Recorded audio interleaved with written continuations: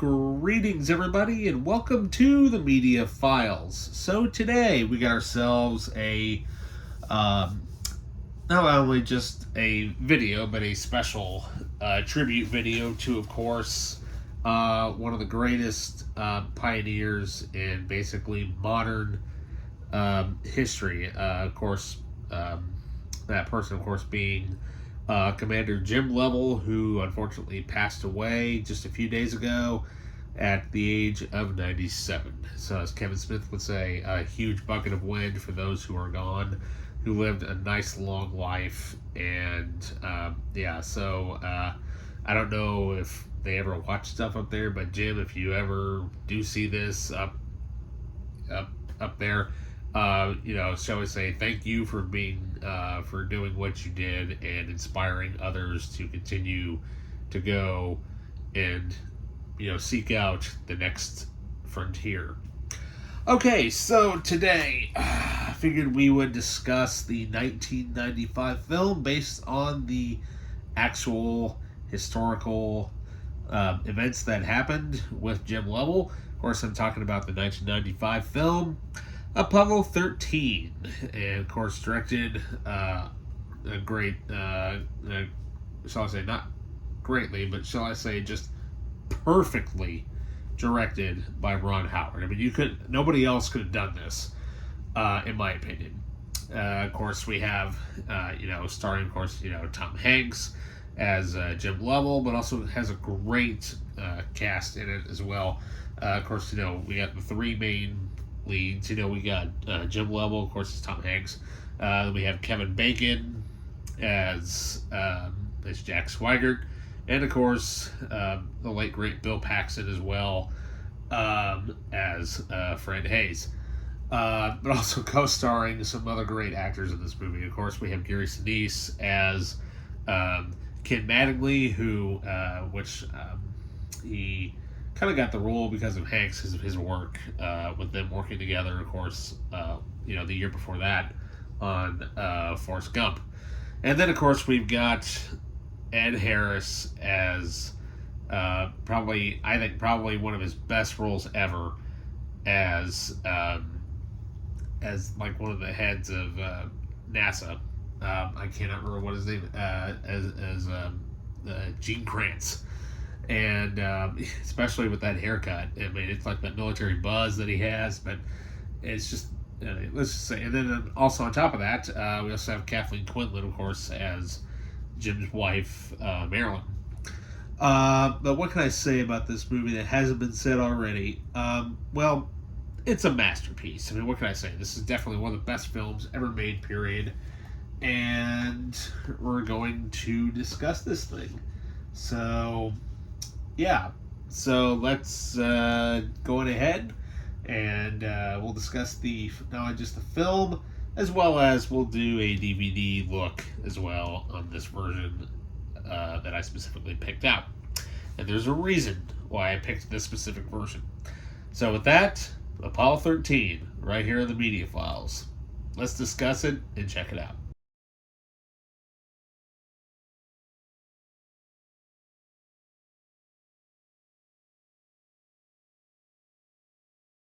Okay, welcome back. So, Apollo 13, of course, the movie, this came out in the mid-90s.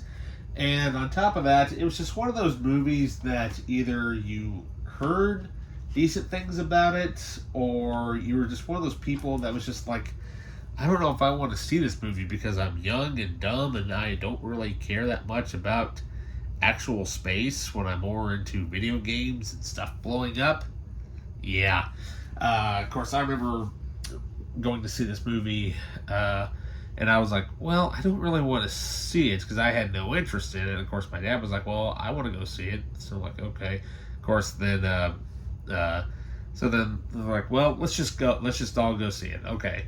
So we went and saw it, and little did we know, we were actually walking out of there with actually one of the best movies we'd ever seen. And on top of that, there was a huge standing ovation at the end of the movie when it ended, which was awesome. And like, you don't see that very often, especially in a really small theater. But I mean, what can I say? So Apollo 13. So here it is. It's in the around the time it's in actually in the early to mid 70s, and what can we say? Life was obviously a lot different back then. They had no cell phones, kids. They weren't texting on their phones. They didn't have they didn't have iPods. They didn't have kids didn't wear headphones outside. They went outside and they played. They didn't sit and play Fortnite all day and whatever else kids do these days. But like I said, 70s were obviously a much different time where basically you still had you were at home a lot more. You hung out with your family and you did more family stuff. And of course, whatever was on TV, that's what was on TV. Yeah. Of course, with the movie, shall I say, with the movie, what's kind of interesting is that they actually do use a lot of the actual broadcasts that were done, actually done when the actual event took place. Of course, we've got late great Walter Cronkite. If it wasn't for him, we wouldn't have had news as it kind of is today, as well as a few other well-known journalists. But of course, Cronkite being Cronkite, he was the one that a lot of people kind of tended to watch a little bit more. There's just something about his voice that everybody just kind of liked, and his personality, and there you go. So basically, what's great about it is that it basically the movie obviously it does take place in the 70s, obviously, which is great, and the kind of funny thing is that actually, believe it or not, in one of the scenes in the very early on in the movie, a very famous low-budget film producer actually makes a small cameo in it. And if you know who that gentleman is, the nearer film buff. Yeah, for those of you that don't, well, what the heck, I'll just spoil it for you. Roger Corman actually makes a small cameo in this movie, which is actually kind of cool. But I'm trying to think who else is also in this movie. But I mean, there's so many actors in this movie that you don't really know a lot of their names because I haven't really seen them in anything else, other than this movie. Mainly a lot of the crew, or a lot of the mission control crew from Houston. But also, of course, one of the actors in that movie is, of course, Ron Howard's brother. I cannot remember what his name is, but anyways, but he plays Ecom in the movie, and not Ron. Obviously, it's not Ron. And then also, Ron Howard's mother actually portrays the mother of Jim Lovell. Which is kind of interesting because it's kind of nice that you have the family all there making this movie, which is really cool. But I mean, like I said, and then of course, you have certain sequences in the movie that, of course, obviously didn't really take place in real life because they are kind of like dream sequences and whatnot. But like I said, it's just kind of interesting rewatching this movie, and there's actually like a scene where it's just a small scene, but it's where Jim Lovell's basically sitting down with his youngest son, Jeffrey, basically explaining him how long it takes to the moon and kind of what it takes to get there. Because obviously, with him being the youngest, he doesn't really fully understand the realities of like how tough that job is that his dad actually does. And of course, then he asks this very interesting question about the Apollo 1 crew, and you can kind of tell he's kind of somewhat hesitant. The way Hanks portrays it, he kind of stares for it and has to think about it for a minute, because some of those those 3 crew members that died were friends of his, and he's kind of somewhat hesitant to answer, but he just kind of comes into it and just kind of says, "Yeah, I knew him. Just this little thing happened, and we fixed it, basically. And so, then of course, that would actually be a little bit of a um, kind of almost like it would kind of somewhat come back later on in the film, just a small snippet mentioning of it. But also, another thing that's just so great about it, though, is that, just the atmosphere alone, just being inside the not just the command module, but also the lunar module as well. I mean, they got that thing down to a T.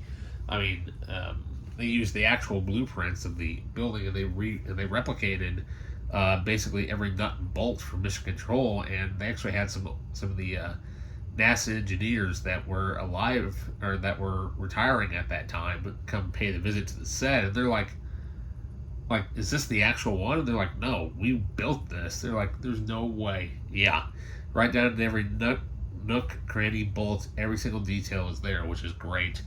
And of course, that makes up for great camera angles in Mission Control. But so yeah, I mean, what can I say?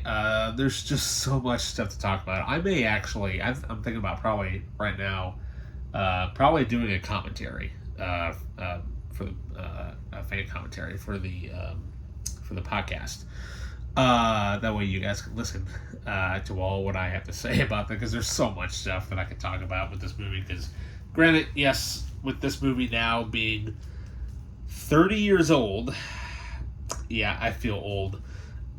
It's a great time to go back and rewatch this movie, because from what I understand, it's from the week of September 19th through the 25th is when they are going to be re-releasing this film for its 30th anniversary in IMAX. Now, speaking of IMAX, I don't know which cut of the film they are actually going to show, because that's why I want to review this DVD. Specifically, the 2-disc anniversary edition released in 2005. Basically, for its 10th anniversary, Universal re-released this film with not only some new material, but they actually released the IMAX cut, which is something that we really haven't gotten with films since then, because at the time when this movie came out, obviously, IMAX was still kind of in its infancy.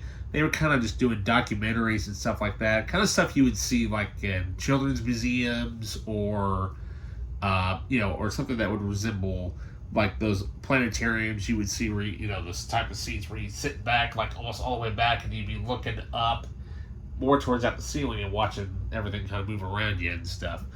But of course, at the time when they released this, IMAX was only really fully able to hold it was right around, I believe, 2 hours of film, because obviously the film prints are so heavy. But obviously, since then, things have gone a lot further. Oppenheimer. Yeah, which is kind of interesting. So with the two different versions, you actually get both of them here in this awesome DVD set. So we have of course, we got disc 1 here, which of course has the front cover there, same front cover as on the slipcase, and advertisement for other movies and whatnot. But it does also have disc 2, which is that version, which has this disc 2 actually has the IMAX cut on it. Now, sadly, the thing is, I don't really remember the IMAX cut all that much, because I haven't really watched it a whole lot, so I can't really remember off the top of my head what differences there are, but there is a significant time difference between both versions of the movie.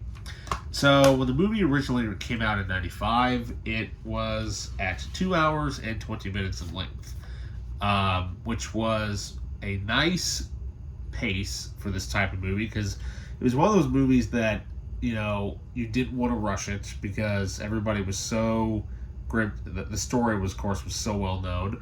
On top of that, it was a worldwide event for like a week in the 70s. So, but I mean, what's so great about this is just not just the performances, but also the direction that Ron Howard actually did, and also the production, behind the scenes production that actually got this going. Because I know Hanks actually got the script. He's like, "Yeah, we need to do this like now." So they ended up going on one of these. It looked like giant, like I believe they call it a KC 130, which is basically, it looks like a giant 737 aircraft.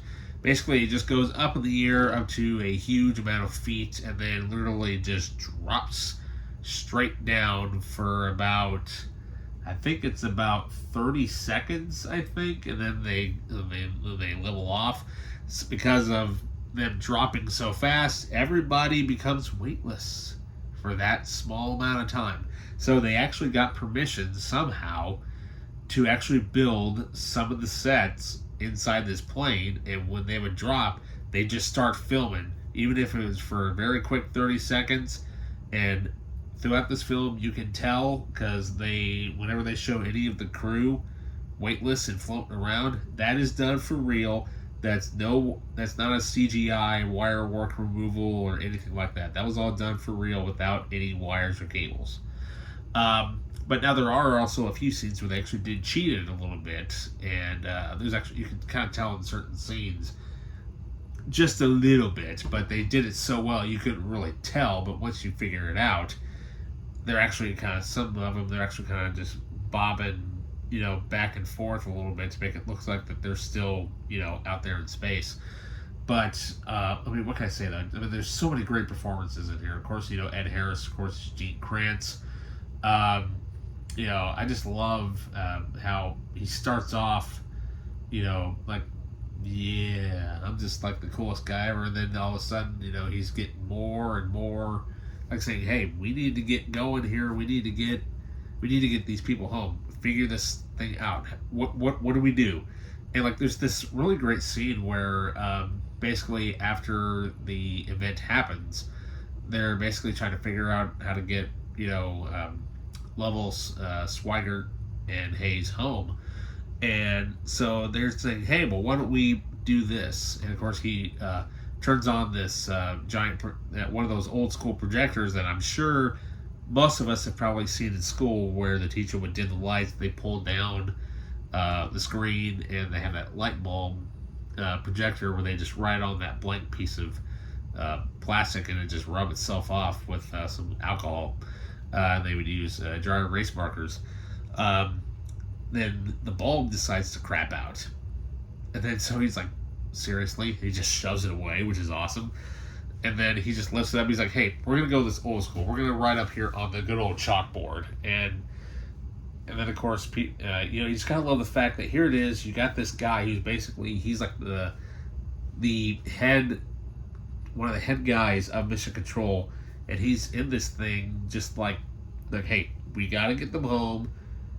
Let's stay focused. Let's do what we need to do, right? Because you guys know this stuff.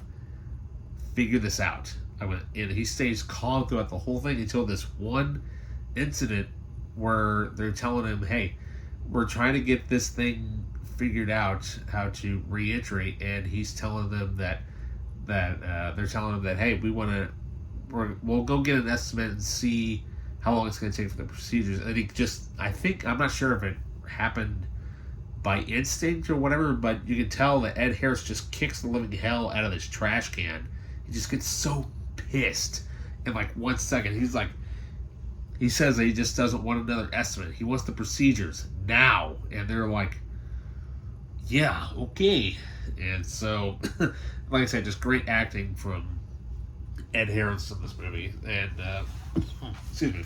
So, the movie itself was nominated for 9 Oscars at when it came out. And unfortunately, it won 2. I figured it was going to win Best Picture of the Year because, well, hey, it was my favorite movie of 95. Come to find out, a little movie called Braveheart ended up taking that. And a few years later, when I was actually able to watch R-rated movies, I actually watched Braveheart, and I kind of realized, oh, that's exactly why it. That's why it took home the big one. I mean, because in my opinion, Braveheart and Apollo 13, they were literally neck and neck. So it's like point oh 0.01. You know, like there's no difference. They're both great masterpieces, just different subject matter. That's basically it. So let's go ahead and let's do the DVD review, shall we? Excuse me. So, if you want to purchase this on DVD, this is the version you want to get if you want basically everything except for the latest, for like the 20th anniversary edition, which is on Blu-ray. The only bonus feature they have on there that's new is basically just them talking about the movie 20 years later. That's basically about it. Other than that, pretty much everything else is the same except for one thing, and we will explain that when we get to it. So, for disc 1, we have, of course, you know, we've got the 2 hour and 20 minute version of the movie. Has some bonus features on here. So here we have Lost Moon, The Triumph of Apollo 13, which is about the making of the movie. Now, I shall say that title, Lost Moon, that is actually a reference to the book that Jim Lovell and Jeffrey Klugger actually wrote. So then we also have feature commentary by director Ron Howard. And of course, really cool commentary with Jim and Marilyn Lovell, which is something you don't actually, you know, see happen very often with Hollywood films. Like, especially if it's one of those, you know, based on a true story type of movies, where you get the actual people involved and tell their side of what they went through. Then we also have some production notes, and of course the theatrical trailer.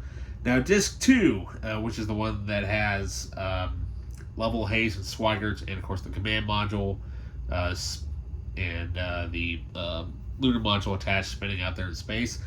That version, that disc actually has the IMAX Experience version, which, like I said, it's kind of a rarity that actually gets released on physical media. But as far as I know, this is the only movie that actually has the IMAX cut of the movie, which I will explain why that is here in just a minute.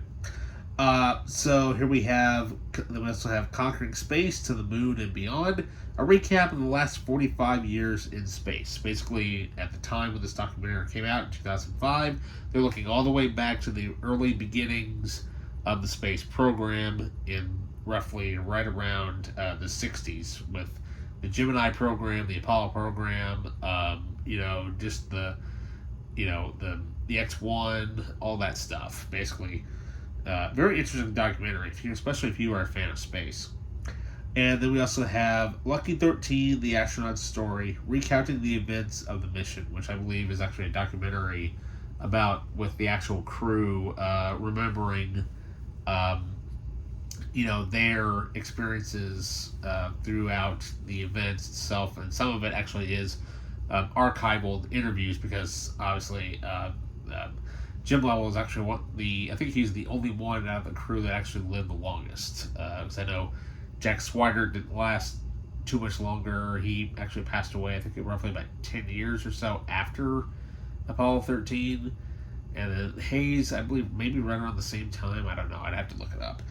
Anyways, but yeah, so the reason why I bring up the IMAX version of this is because the IMAX version is 1 hour and 56 minutes. So basically you lose roughly right about 24 minutes of the film has been cut down to the IMAX version. Basically, they had to cut it down so that it could actually fit on the film reel itself. Like the base, as you probably have seen from those Oppenheimer documentaries of how they load the IMAX film prints on those giant, you know, film sprockets and the setup and all that. Like I had mentioned earlier, that movies could only last roughly about 2 hours. And they also did this kind of the same thing with Star Wars Episode 2 Attack of the Clones. They had to trim that down to just under 2 hours so it could actually fit on the film on the film reel. And sadly, that movie hasn't had an IMAX version release either. I'm sure there's probably a fan edit out there somewhere of that specific movie, but as far as I know, excuse me, that Apollo 13 is the only movie that I know of that actually has had its IMAX cut actually put out on physical media. Now, when it comes to the Blu-ray, I do also have the 15th anniversary and the 20th anniversary Blu-rays. I know, I'm a nerd, right? The IMAX cut is actually not on either one of them. Yeah, basically everything, almost everything that is on here, bonus feature wise, except for the IMAX version, is on both of those Blu-rays, and also the same thing, also on the 4K. The 4K doesn't have the IMAX one either. So basically, if you want literally everything Apollo 13, this is the edition you want to go out and hunt for, if you can find it. Generally, this one you can find. Usually, the one you can find the most of is like an anniversary edition, but you specifically want the 2-disc edition if you can find it. Obviously, this edition is long out of print. Definitely, but it's really not that expensive, I think. It's actually fairly cheap. You can actually find that. Obviously, this is one of those movies that's been re-released over and over and over again. So if you end up going to probably Goodwill or your local, DVD play store or disc replay or whatever place you purchase DVDs from, this one should be pretty easy to find. All you gotta do is look on the back and make sure it has 2 discs and it literally says the IMAX Experience version. Kind of similar to what they did with E.T. When the 20th anniversary of that movie got released. They had the walkie-talkie cut, and that version of the movie has not been re-released since then either. So sometimes you gotta hold on to this type of stuff, folks. So yeah, what can I say? Definitely looking forward to doing the commentary on this. Yeah, what can I say? It's just such a damn good movie. It really is. Just not just the story because of it actually happening, but just the musical score. Actually, which is what I forgot to mention. Of course, done by James Horner. Such a great score.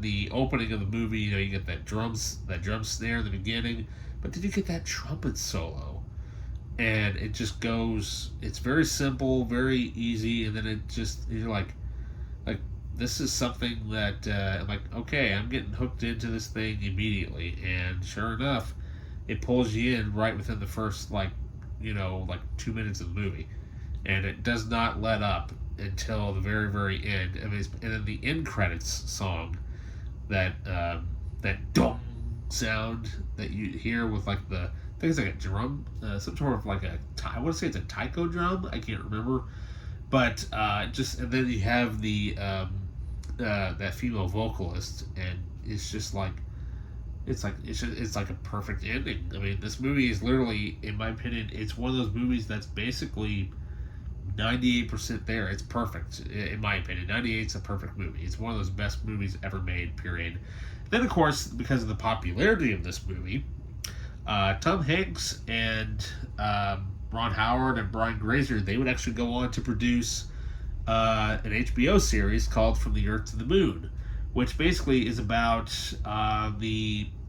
pretty much the entire NASA program from beginning to pretty much right around the time when they were done with it, which we'll actually discuss that in a different video. But I'd like to kind of and then there's actually another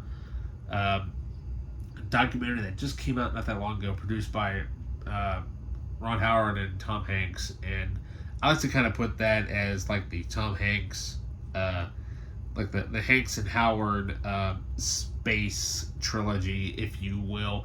Yes, they're not. One's obviously a movie, one's a TV series, and the other one's a documentary.